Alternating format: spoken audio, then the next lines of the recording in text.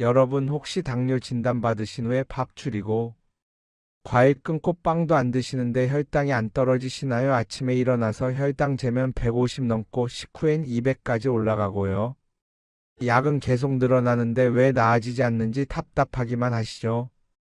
주변에서는 당뇨는 원래 그런 거야, 평생 관리해야 하는 병이야, 이런 말만 들려오고요.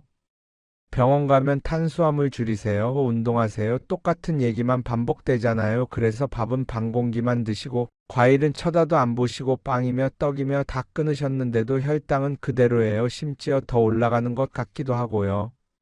약은 하나씩 추가되고 인슐린 주사 얘기까지 나오기 시작하면 정말 막막하시죠. 내가 뭘 더 어떻게 하라는 건가 하는 생각이 드실 거예요. 그런데 여러분, 제가 20년 넘게 당뇨 환자분들을 봐오면서 확실히 말씀드릴 수 있는 게 있어요. 당신이 끊은 그 음식들이 진짜 문제가 아닐 수도 있다는 거예요. 오늘 제가 말씀드릴 내용을 들으시면 그래서 내 혈당이 안 떨어졌구나 하고 무릎을 탁 치실 거예요. 그리고 진작 알았더라면 하고 후회하실 수도 있어요. 하지만 늦지 않았어요. 오늘부터라도 제대로 알고 실천하시면 3개월 안에 분명히 변화를 느끼실 수 있으니까요. 지금부터 제가 말씀드리는 내용 절대 놓치지 마시고 끝까지 들어보세요. 여러분의 당뇨 관리가 완전히 달라질 테니까요. 제가 얼마 전에 만난 환자분 한 분 말씀드릴게요. 대구에 사시는 63세 남성분이셨는데요. 이분이 진료실에 들어오시면서 하신 첫 마디가 선생님, 저 이제 정말 모르겠어요 였어요. 당뇨 진단 받으신 지 5년째, 약은 벌써 4가지나 드시고 계셨어요. 밥은 하루 3끼 다 반 공기씩만 드시고 과일은 1년째 입에 안 대셨대요. 빵은 물론이고 떡도 안 드시고 면도 끊으셨는데 혈당은 공복에 140에서 160, 식후엔 220까지 올라가는 거예요. 운동도 매일 아침 1시간씩 걸으시고 저녁엔 스쿼트까지 하시는데도요. 제가 뭘 더 어떻게 해야 하나요? 하시면서 정말 힘들어 하시더라고요. 그런데 제가 이분 식단을 자세히 여쭤봤더니 문제가 바로 나왔어요. 아침에 일어나시면 커피 한 잔 드시는데 프림이랑 설탕 넣으시고요. 점심 먹고 나서 캔커피 하나 마시시고요. 저녁 먹고는 과일 대신 요구르트 드시는데 일반 오상 요구르트 2개씩이요. 간식으로는 건강하다고 생각하셔서 견과류 한 봉지, 야채 주스 한 팩 드시고요. 이게 다 건강식이라고 해서 먹었는데요 하시더라고요. 저는 이분한테 딱 하나만 바꿔보라고 했어요. 프림, 캔커피, 호상 요구르트, 야채 주스 이 4가지만 끊어보라고요. 그리고 2주 후에 다시 오셨는데 정말 믿기지 않는 일이 일어났어요. 공복 혈당이 120으로 떨어진 거예요. 선생님, 진짜 이것만 끊었는데 이렇게 달라질 수가 있나요? 하시면서 놀라워하시더라고요. 식후 혈당도 180까지 내려갔고요. 한 달 후에는 공복 110, 식후 160까지 떨어졌어요. 약도 하나 줄일 수 있었고요. 밥이랑 과일 줄이느라 그렇게 고생했는데 진짜 문제는 따로 있었네요 하시면서 허탈해 하시기도 하셨지만 동시에 이제라도 알게 돼서 다행이다 하고 기뻐하셨어요. 지금은 6개월째 관리 중이신데 공복 100, 식후 140 정도로 완전히 안정되셨어요. 약도 2가지까지 줄였고요. 그런데 더 놀라운 건 이분만 그런 게 아니라는 거예요. 제가 지난 1년간 이 방법을 적용해 본 환자분들 거의 대부분이 3개월 안에 혈당이 떨어졌거든요. 선생님, 그동안 제가 헛수고를 한 거였네요 하시는 분들이 정말 많았어요. 하지만 더 놀라운 건 이제부터예요. 왜 이런 일이 일어나는지 그 비밀을 지금부터 하나하나 풀어드릴 테니까요. 절대 놓치지 마시고 끝까지 들어보셔야 해요. 여러분, 당뇨 관리하면 뭐가 제일 먼저 떠오르시나요? 밥, 빵, 떡, 면, 과일 이런 거 떠올리시죠? 탄수화물이 혈당 올린다, 이건 누구나 다 아는 상식이잖아요. 그래서 다들 이것부터 끊으시는 거고요. 그런데 사실은 그게 아닙니다. 정확히 말하면 밥만 맞는 얘기예요. 물론 탄수화물이 혈당을 올리는 건 사실이에요. 하지만 여러분이 놓치고 있는 게 하나 있어요. 탄수화물보다 훨씬 더 빠르게, 더 오래, 더 위험하게 혈당을 올리는 게 있다는 거예요. 그게 바로 액상과당이에요. 액상과당이 뭔데요? 하실 수 있는데요. 쉽게 말씀드리면 인공적으로 만든 초고농축 당분이에요. 옥수수 전분을 화학적으로 처리해서 만든 시럽인데요. 설탕보다 1.5배 더 달고 가격은 훨씬 싸서 거의 모든 가공식품에 들어가요. 문제는 이 액상과당이 우리 몸에서 어떻게 작용하느냐는 거예요. 일반 탄수화물은 입에서부터 소화가 시작돼요. 침 속의 아밀라제라는 효소가 천천히 분해하기 시작하고요. 위에서 소장에서 단계적으로 흡수되면서 혈당이 서서히 올라가요. 그래서 우리 몸에 인슐린이 대응할 시간이 있는 거예요. 그런데 액상과당은 완전히 달라요. 이미 최종 단계까지 분해된 상태라서 입에 들어가자마자 바로 흡수돼요. 소화 과정이 필요 없는 거예요. 그래서 혈당이 급격하게 치솟는 거죠. 더 무서운 건 이거예요. 일반 포도당은 우리 몸의 모든 세포가 에너지원으로 쓸 수 있어요. 근육도 쓰고, 뇌도 쓰고, 간도 쓰고요. 그런데 과당은 오직 간에서만 처리할 수 있어요. 간으로 다 몰려가는 거예요. 그럼 간은 어떻게 되겠어요? 과부하가 걸리죠. 처리할 수 있는 양을 넘어서면 간은 이걸 지방으로 바꿔서 저장해요. 그게 바로 지방간이에요. 그리고 지방간이 생기면 인슐린 저항성이 생겨요. 인슐린이 제대로 작동을 못하는 거죠. 그럼 혈당은 계속 높게 유지되고요. 췌장은 인슐린을 더 많이 만들어야 하고요. 결국 췌장이 지쳐서 당뇨가 더 악화되는 거예요. 의학적으로도 오래전부터 관찰돼 왔으며 2010년대 들어서는 미국 당뇨학회에서도 공식적으로 경고하고 있어요. 액상과당이 제2형 당뇨의 주요 원인 중 하나다라고요. 신경학적으로도 뚜렷한 설명이 가능하고요. 과당은 뇌 보상 회로를 자극해서 중독성을 일으켜요. 그래서 자꾸만 단 걸 찾게 되는 거죠. 더 큰 문제는 이 액상과당이 어디에 들어있느냐는 거예요. 여러분이 이건 건강식이니까 괜찮겠지 하고 드시는 것들에 다 들어있어요. 커피 프림, 캔커피, 일반 요구르트, 과일 주스, 야채 주스요, 드레싱, 케첩, 소스류는 말할 것도 없고요. 심지어 건강식품이라고 파는 단백질 보충제, 비타민 음료에도 들어있어요. 무설탕이라고 써 있어도 액상과당은 들어있는 경우가 많아요. 설탕은 안 넣었다는 거지. 액상과당은 넣었다는 거거든요. 그래서 여러분이 밥 줄이고 과일 끊어도 혈당이 안 떨어지는 거예요. 진짜 문제는 따로 있었던 거죠. 그럼 어떻게 피해야 하나요? 지금 궁금하시죠? 잠깐 정말 중요한 비법을 공개해드리기 전에 하나만 부탁드릴게요. 지금까지 내용이 도움되셨다면 좋아요 버튼 꾹 눌러주시고요. 구독도 꼭 눌러주세요. 정말 큰 힘이 됩니다. 그런데 정말 중요한 건 지금부터예요. 이 방법을 모르시면 계속 아프실 수밖에 없으니까 끝까지 꼭 들어보셔야 해요. 자, 이제 본격적으로 액상과당을 피하고 혈당을 안정시키는 방법을 알려드릴게요. 이 방법만 제대로 실천하시면 3개월 안에 분명히 변화를 느끼실 거예요. 첫 번째, 숨어있는 5번째 적을 조심하세요. 바로 고추장, 된장 같은 장류예요. 장류는 우리 전통 음식인데 무슨 문제예요 하실 텐데요. 전통 방식으로 만든 재래식장은 괜찮아요. 문제는 시판 제품들이에요. 마트에서 고추장 하나 집어서 뒤집어 보세요. 성분표 보시면 깜짝 놀라실 거예요. 원재료 부분에 액상과당, 물엿, 과당 시럽 이런 게 다 들어있어요. 왜 넣냐고요? 발효기간을 줄이고 빨리 단맛을 내려고 넣는 거예요. 전통 방식으로 만들면 6개월, 1년 걸리는데요. 액상과당 넣으면 한 달만 해도 단맛이 나거든요. 된장도 마찬가지예요. 옛날 재래식 된장은 콩이랑 소금, 물만으로 만들었는데요. 요즘 시판 제품들은 단맛 내려고 액상과당 넣은 거 정말 많아요.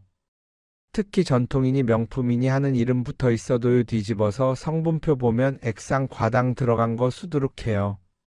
이게 왜 위험하냐면요. 여러분이 프림이나 캔커피는 조심하시잖아요. 이거 당뇨에 안 좋다더라 하고 피하시는데요. 고추장, 된장은 우리 전통 음식이니까 괜찮겠지 하고 막 쓰시거든요. 찌개 끓일 때 고추장 2~3스푼 넣으시고요. 국 끓일 때 된장 1스푼, 2스푼 넣으시고요. 그렇게 하루에 장만으로도 액상과당을 10에서 20g씩 드시는 거예요. 모르고 드시는 게 제일 무서운 거죠. 그래서 장류 고르실 때는 이렇게 하세요. 성분표를 꼭 확인하시고요. 원재료가 고춧가루, 메주, 소금, 물 이것만 있으면 괜찮아요. 된장은 콩, 소금, 물 이것만 있으면 되고요. 액상과당, 물엿, 과당, 고과당 시럽 이런 단어가 보이면 절대 사지 마세요. 그리고 재래식, 전통, 무첨가 이런 표시 있는 제품 고르시고요. 좀 비싸더라도 제대로 발효시킨 제품 사시는 게 훨씬 나아요. 그리고 사용량도 조절하셔야 해요. 아무리 좋은 장이라도 너무 많이 쓰시면 염분 과다거든요. 찌개 끓일 때 고추장은 반 스푼이면 충분해요. 국 끓일 때 된장도 한 스푼 정도면 돼요. 그럼 맛이 안 나는데요 하시겠지만요. 처음엔 싱겁게 느껴지셔도 일주일만 적응하시면 오히려 그게 더 맛있어요. 재료 본연의 맛을 느끼실 수 있거든요. 두 번째, 가장 위험한 4대 악마를 기억하세요. 커피 프림, 캔커피, 일반 요구르트, 과일 야채 주스예요. 이 네 가지는 당뇨인에게는 정말 치명적이에요. 커피 프림부터 볼까요? 시중에 파는 프림 한 스틱 보통 3g 정도 되는데요. 그 안에 액상과당이 약 2g 들어있어요. 겨우 2g인데 뭐가 문제야 하실 수 있는데요. 이게 혈당을 30에서 40이나 올릴 수 있어요. 밥 한 숟가락이 혈당을 10에서 15 올린다고 생각하시면요. 프림 한 스틱이 밥 서너 숟가락이랑 맞먹는 거예요. 그런데 하루에 커피 서너 잔 드시면서 프림 넣으시면요. 밥 한 공기 넘게 먹는 거랑 똑같은 거죠. 캔커피는 더 심해요. 캔커피 한 개에 액상 과당이 보통 20에서 30g 들어가요. 한 캔 마시면 혈당이 80에서 100까지 올라갈 수 있어요. 무설탕 캔커피는요 하실 텐데요. 무설탕이어도 과당은 들어있는 경우가 많아요. 성분표 꼭 확인하셔야 해요. 일반 오상 요구르트도 마찬가지예요. 건강에 좋다고 아침마다 2개씩 드시는 분들 많으신데요. 오상 요구르트 한 개에 액상 과당이 10에서 15g 정도 들어가요. 2개 드시면 25에서 30g이에요. 이것도 혈당을 70에서 80 정도 올릴 수 있어요. 그리고 과일 주스, 야채 주스요. 과일 대신 주스 마시면 되겠지 하시는데요. 이게 제일 위험해요. 과일 주스 한 팩에 액상 과당이 30g 넘게 들어가는 경우도 많아요. 야채 주스도 마찬가지고요. 단맛을 내기 위해 액상 과당을 엄청나게 넣거든요. 그럼 뭘 먹어야 하나요? 당연히 궁금하시죠? 이제 그 방법을 알려드릴게요. 커피는 블랙으로 드시거나 우유를 조금만 넣으세요. 저지방 우유나 무지방 우유를 티스푼으로 한두 스푼만 넣으시면 돼요. 쓴데 어떻게 먹어요 하시겠지만요. 일주일만 참으시면 적응돼요. 처음엔 쓰게 느껴지다가도 곧 커피 본연의 맛이 느껴지세요. 그게 진짜 커피 맛이에요. 캔커피는 완전히 끊으세요. 대신 아메리카노를 드시거나요. 정단맛이 필요하시면 스테비아 같은 천연 감미료를 아주 조금만 넣으세요. 요구르트는 무가당 그릭 요거트로 바꾸세요. 처음엔 시큼하고 밍밍하게 느껴지실 수 있어요.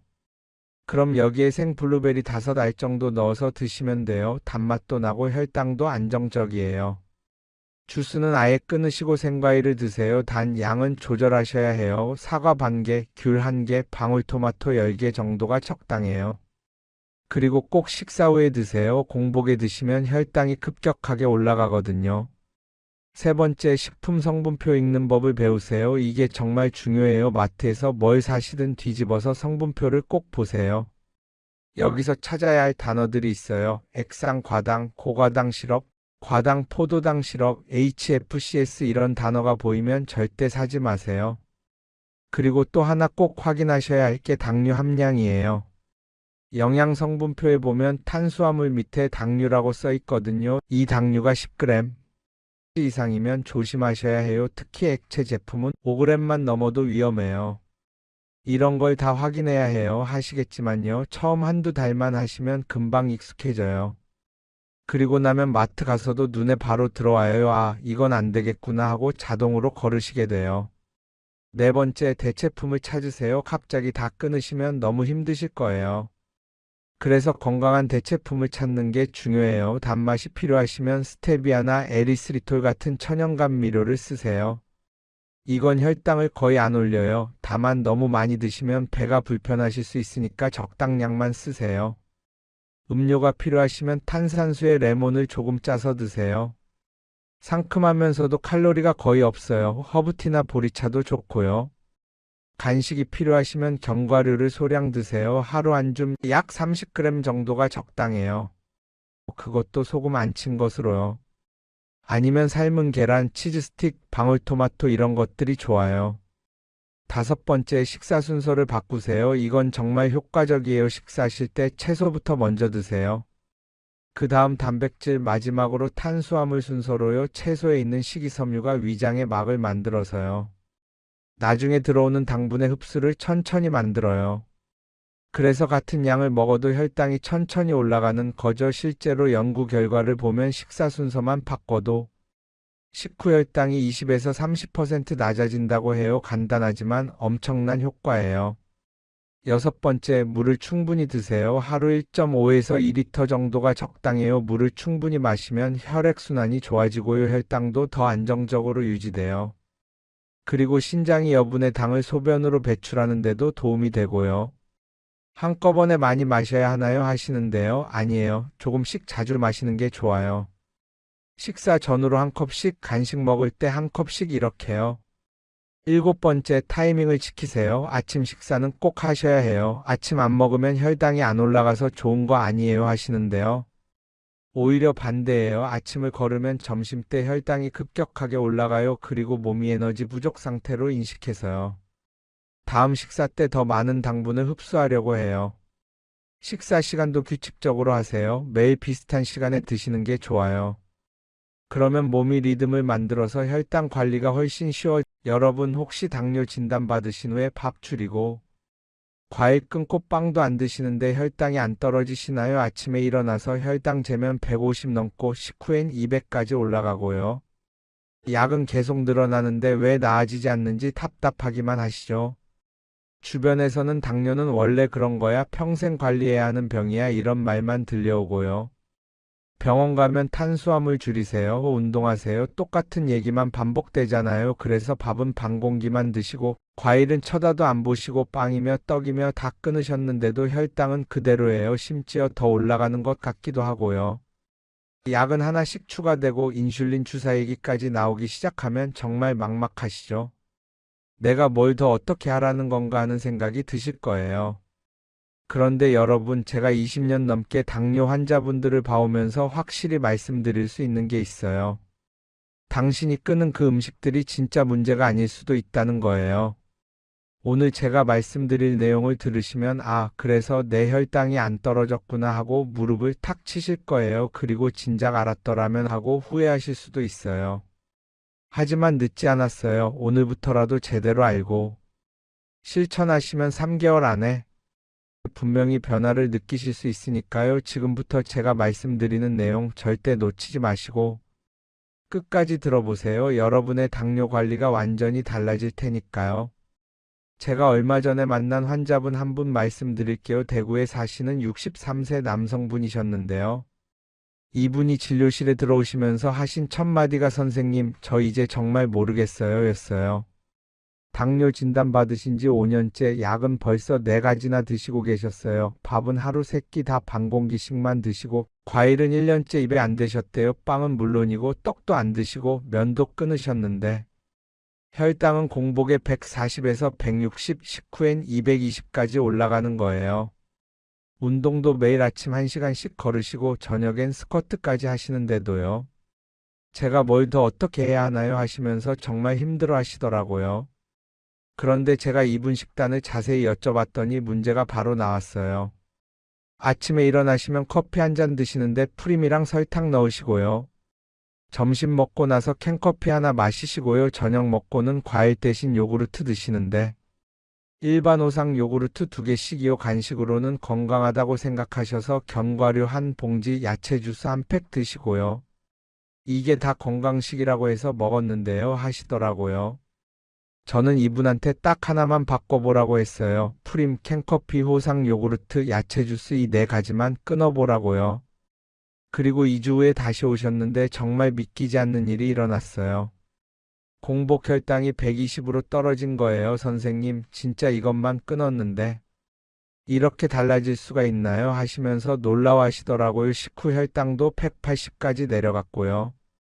한 달 후에는 공복 110, 식후 160까지 떨어졌어요. 약도 하나 줄일 수 있었고요.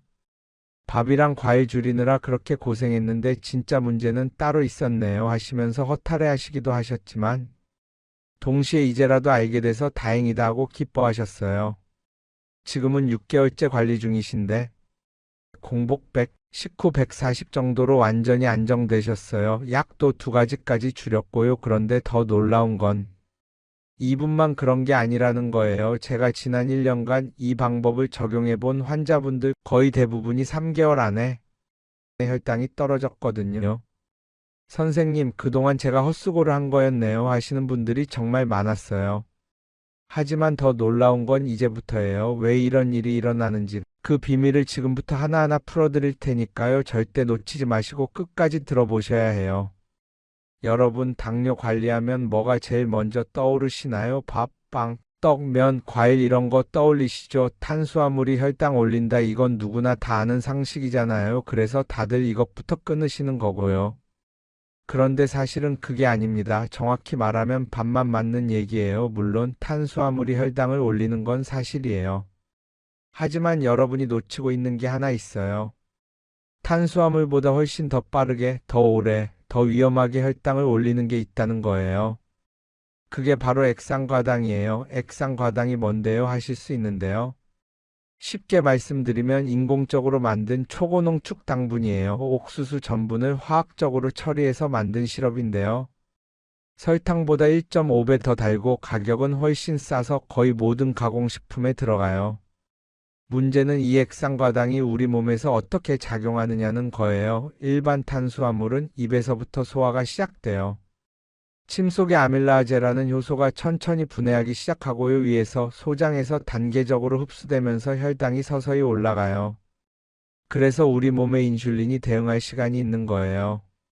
그런데 액상과당은 완전히 달라요. 이미 최종 단계까지 분해된 상태라서 입에 들어가자마자 바로 흡수돼요. 소화 과정이 필요 없는 거예요. 그래서 혈당이 급격하게 치솟는 거죠. 더 무서운 건 이거예요. 일반 포도당은 우리 몸의 모든 세포가 에너지원으로 쓸 수 있어요. 근육도 쓰고, 뇌도 쓰고, 간도 쓰고요. 그런데 과당은 오직 간에서만 처리할 수 있어요. 간으로 다 몰려가는 거예요. 그럼 간은 어떻게 되겠어요? 과부하가 걸리죠. 처리할 수 있는 양을 넘어서면 간은 이걸 지방으로 바꿔서 저장해요. 그게 바로 지방간이에요. 그리고 지방간이 생기면 인슐린 저항성이 생겨요. 인슐린이 제대로 작동을 못하는 거죠. 그럼 혈당은 계속 높게 유지되고요. 췌장은 인슐린을 더 많이 만들어야 하고요. 결국 췌장이 지쳐서 당뇨가 더 악화되는 거예요. 의학적으로도 오래전부터 관찰돼 왔으며 2010년대 들어서는 미국 당뇨학회에서도 공식적으로 경고하고 있어요. 액상과당